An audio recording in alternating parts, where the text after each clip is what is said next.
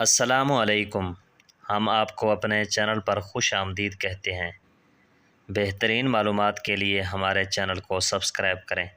بہت بہت شکریہ۔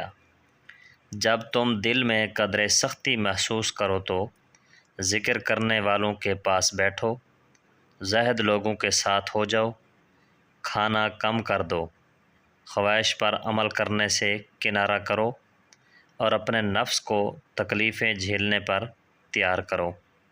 پوچھا گیا کہ اولیاء اللہ کی علامت کیا ہوتی ہے؟ کہا گیا 3 ہوتی ہے۔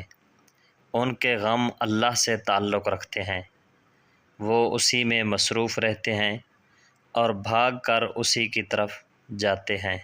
اللہ پر بھروسہ کرو، وہی تمہارا سکھانے والا اور وہی غمخوار، اس سے شکایت کرو، کیونکہ لوگ نہ تو تمہارا فائدہ کر سکتے ہیں اور نہ ہی نقصان۔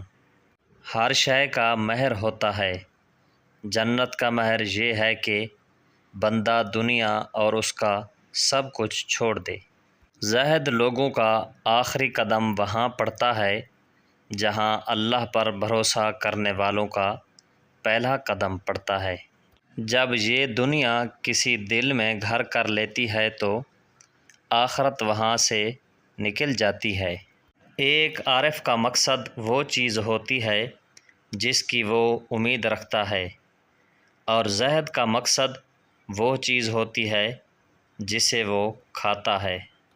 دنیا کا جو مال تم نے چاہا لیکن وہ نہ مل سکا تو اسے یوں سمجھو کہ نہ تو تم نے اسے چاہا اور نہ ہی اس کے بارے تمہارے دل میں خیال آیا۔